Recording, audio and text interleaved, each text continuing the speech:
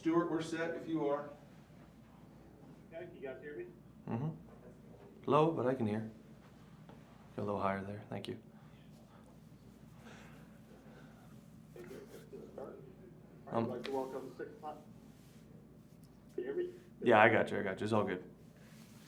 All right, I'd like to welcome six-time PGA Tour winner Jon Rahm to the virtual interview room here at the Tour Championship in Eastlake. Jon, you're entering the week number 4 in the FedEx Cup standings. Maybe just give us some opening comments on the status of your game. Obviously, a little weather today at Eastlake, so maybe what your plan is for today and tomorrow heading into Thursday's opening round. No plans. Not right now, at least. Get through media first, get some food, and then we'll see what the weather does. Hoping we get a break today to get some work done. Just even if it's just hit some balls, hit some putts, and get the body moving. Just make a couple swings. Doesn't need to be anything very, very detailed or very long, right? If I can get out and see some holes, I'll be great. If not, I know the course hasn't changed the last year, so excited. That's all I can say. Playing good golf, playing good on the playoffs. So get in here in a good spot, a few shots back of the lead. With the mission clear in mind. So it's looking forward to it.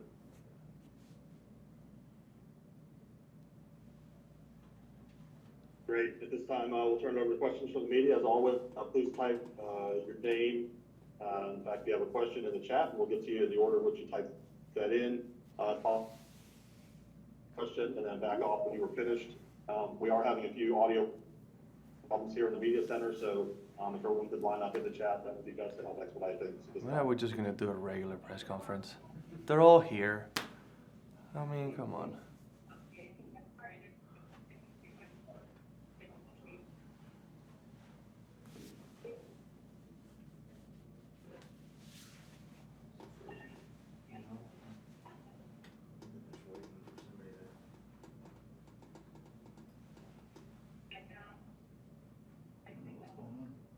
No idea. I don't know if somebody's trying to talk and they're muted or.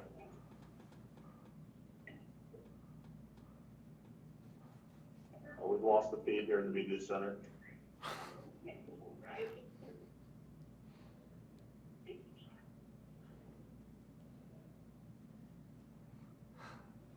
Well, you guys let me know. Stuart, you got us? I think they're having.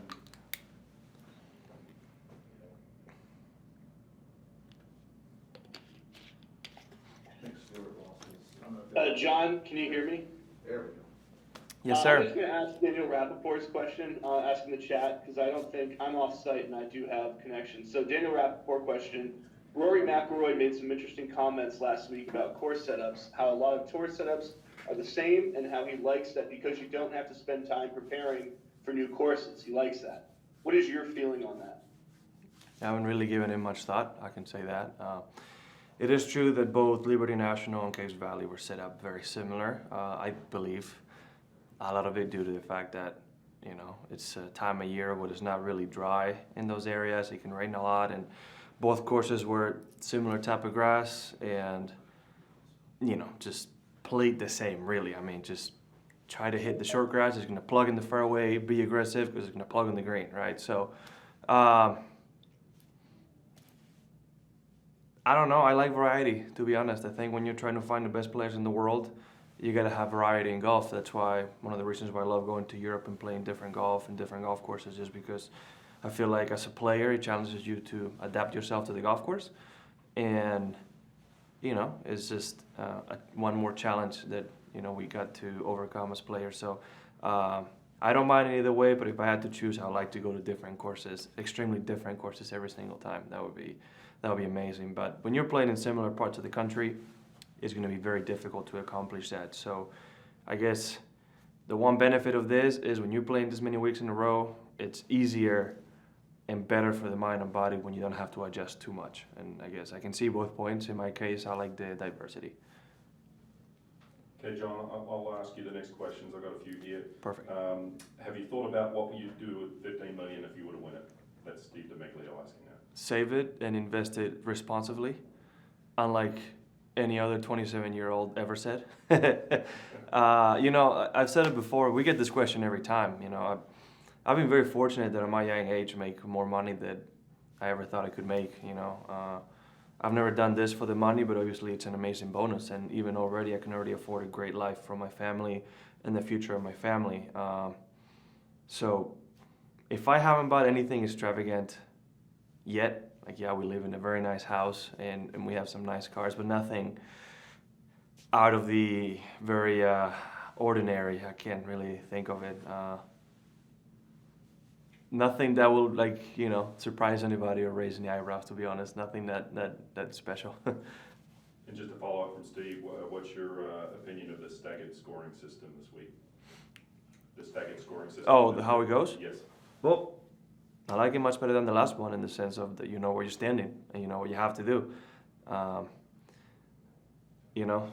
I'm not gonna say too much because I know my words are gonna be possibly, let's say, modeled to the extreme and almost make it sound about something different than what I feel. But I'm not the biggest supporter of the full format itself. What I do like is the fact that you understand what's going on and what's going to happen and who's on the lead and what you have to do to win. But I don't agree with every part of the format this week. Okay, the next question I have is from Rex Hoggett, and I'll just remind media if they do have a question just to type it into the chat. What's the worst thing a fan has ever said to you, and at what point do fans step over the line? Oh, I've heard many things. Many things in Spanish that I don't want to translate. Somebody learned something bad. Bad things about my mom, bad things about my wife. Nobody said anything about my son yet, but I can imagine that's coming in the Ryder Cup. I can't in good conscience say what some people have said. I don't know what goes through somebody's mind to say something like that, but I don't know. Some bad things. But I gotta say, that is 1% of all the public out there, right? Everybody else is great. They create a great atmosphere. This is gonna be the usual people that, whether they had a few too many drinks, or they're getting influenced by their friends, or they're just simply trying to be funny, they're gonna say some things that are just maybe not nicest to hear. But at the same time, as athletes, we're not the only ones who deal with it. I mean, every other athlete in every other sport has to deal with it. And team sports, every time you have an away game, you have a whole stadium full of people yelling things at you. So I'm sure all the sports have heard way worse things than I have on the golf course so far. Okay, I've got a few more questions lined up here. This one's from Alejandro. Mm-hmm. How was the last round at BMW with Sergio? Does he want that in Spanish? Because I know who it is. You talked about Sergio's situation, FedEx Cup, Ryder Cup, a lot of pressure on her talk. He didn't say the language. You can do both, just really briefly with both. Well, I mean, I'm saying English first. I had a great time with Sergio. We're good friends, and they have two Spanish players together, and that final group was fun, especially knowing that he had to play good to make it. And I think you can tell on that last bunker shot, I think he thought he had to make that bunker shot on 18 to make it to this week. I wasn't sure. I had enough with my own stuff going on, but he definitely dropped some crazy dimes that day of good golf, and it was a great atmosphere.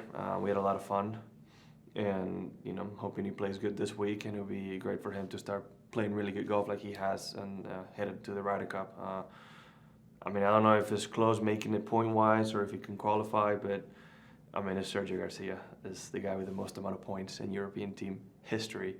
I would take a guess, bold claim here, and he might be a pick. He might, if he doesn't make it. That would be my guess. Maybe we can do a couple of Spanish at the end. Yeah, Let's that's good. keep going in English.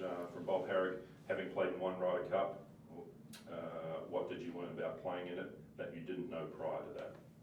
Oh, it's tough to put it into words. I can say that atmosphere, that Ryder Cup has helped me better be ready for majors, because you always think about certain pressure in majors in certain moments, but that Ryder Cup is something unlike any other. And when each shot counts as much as it does, and when you're playing for a whole country and continent, in our case, it's a very different sense, right? And having so many people around you wanting you to win and you wanting to do it for them kind of helped me better prepared to really just focus on what I have to do, which at the end of the day, if I play my best golf and get my match done for myself is the best thing for everybody, right? So it kind of helped, let's say, narrow that focus a little bit in certain moments, and it's helped on my performance in major sense a little bit, just because, I kind of learned from those mistakes I made in the Ryder Cup, but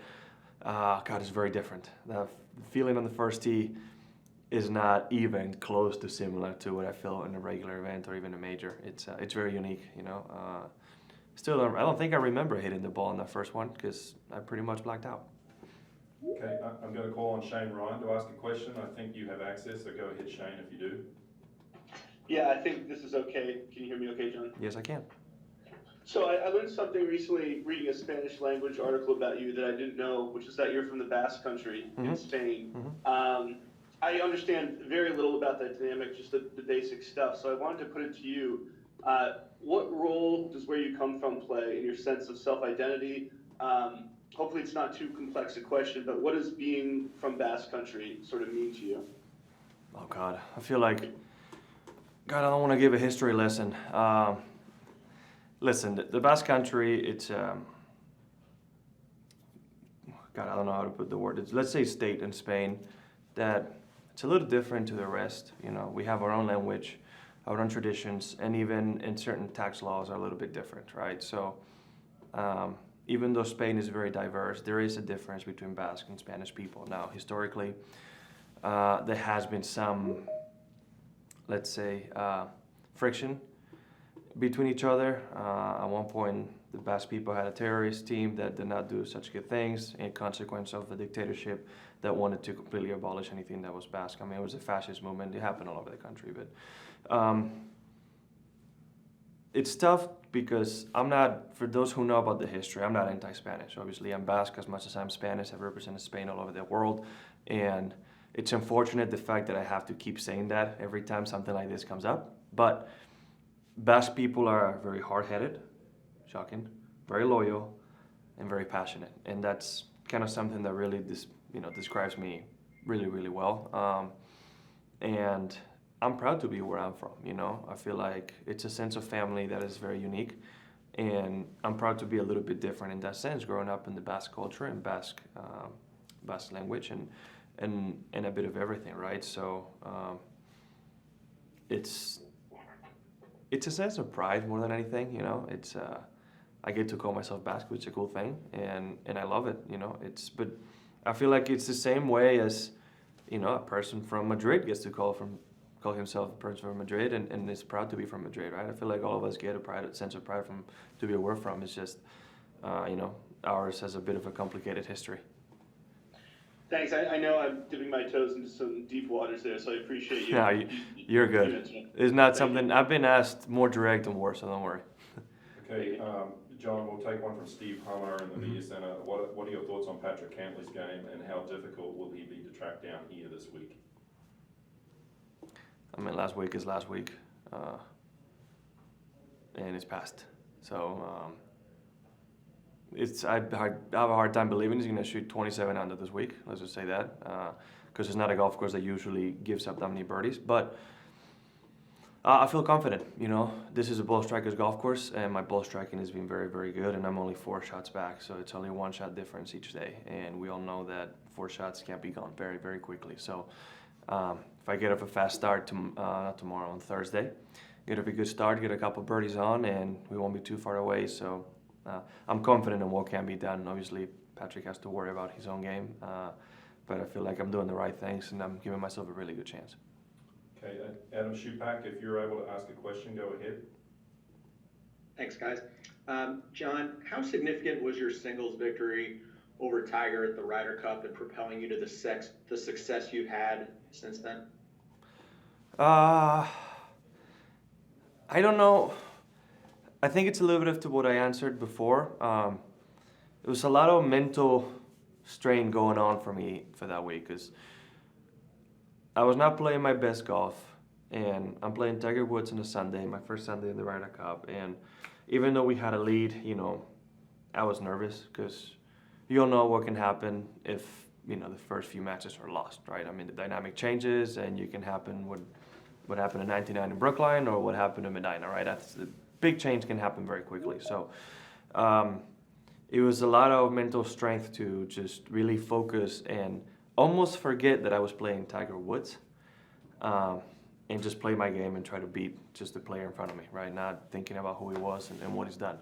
Now, that has helped me in the sense of when I'm playing golf in big events, when it's easy to start thinking about different things, just focus on what you have to do, which is the most important thing, right? I believe Bobby Jones or Brett Hogan, or one of those great players of all time, said the most important shot in golf is the next one. And that is the most important thing, is the next shot I hit, period. And it's helped me a couple of times, draw from those memories and those experiences to get better at that. It certainly helped at Torrey Pines this year. Okay. One more, if you don't mind. You spoke this summer some about having a club foot as a youngster. When did you realize that was actually a good for your golf swing and not a hindrance? Well, listen, it's not like it's good for my golf swing. I realized that there's some things my body can do and certain things my body can't do, right? So I have the golf swing I have because of the club foot, right? It's not like I ever tried to just, I was too young to know what was going on. I mean, it's props to my teacher to realize that, Eduardo Thayes back in the day, to realize that I was always going to be a better golfer with a three-quarter swing, right? He didn't know why, but he knew when I took it to parallel, I was out of balance and I couldn't hit it straight. And at three-quarters, I could really hit it good. And then, I learned how to create power from then. Now, I played other sports that, habilitated my ability,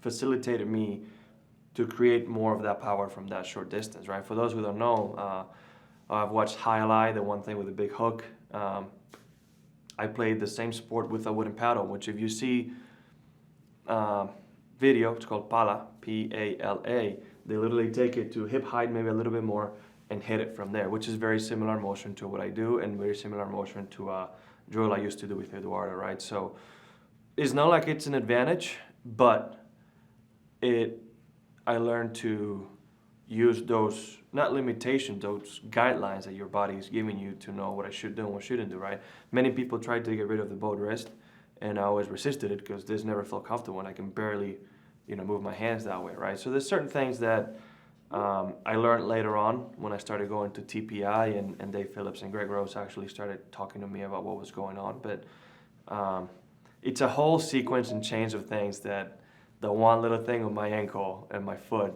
is basically falls upon, right? So it's been a good thing. The more I've learned, the more I've been able to work out in an appropriate manner to work at certain muscle groups and certain parts of my body to be able to swing better and stronger and more efficiently, right? So, it's a whole thing that I think it all starts with the props to my teacher in Spain, Eduardo, that realized that I needed to have a three-quarter swing. But I wouldn't say it's an advantage. It's just I learned from something that could have been taken as a negative, and I think that's a lesson, right? Even though if it's something I was born with, doesn't necessarily think it's a bad thing. And what age were you when you played this Pala? Oh God, I did a lot of sports. This one amongst another ones. Up until I was 14, which I think is at 14 when I started dedicating solely to golf. I don't know how many years, but I played in school. I didn't compete much of it, but I did go to training. Golf took all my weekends away, so I didn't compete that much on that. But I did play another version in school up until later on with a tennis racket, and then it was a rubber ball, almost like a racquetball as well, on the same court. So it's if you see me in person, I can spell all the sports. It's very similar. Okay, thank you, ladies and gentlemen. We just have one last question for John. You can answer this in Spanish from Alejandro. I think you've won the money list this season. You're the first Spaniard to do so. What does that feel like? What sort of achievement is that? I have? Currently? Oh, I have no idea. Pues sin saberlo, voy a decir que orgulloso. No lo sé. Es un año complicado, ¿no? Es un año raro en el sentido de que ha habido más grandes, ha habido más torneos, ha habido muchas cosas que han pasado, ¿no? Muchos jugadores que han jugado muy bien. No sé, pero si soy el primero de verdad, orgulloso. Lo que pasa es que hoy en día yo creo que nos preocupamos tanto de la FedEx, ¿no? Que esta semana de hoy, el bonus de esta semana cuenta tanto que no sé si no sé si muchos de verdad nos damos cuenta, así que contento, pero no sé si significa lo mismo que significaba hace años, así que a ver si puedo ganar esta semana y hablaremos del tema después. Thank you, John. We appreciate your time. Thank you. Have a good week. Thanks, John. Thanks, John.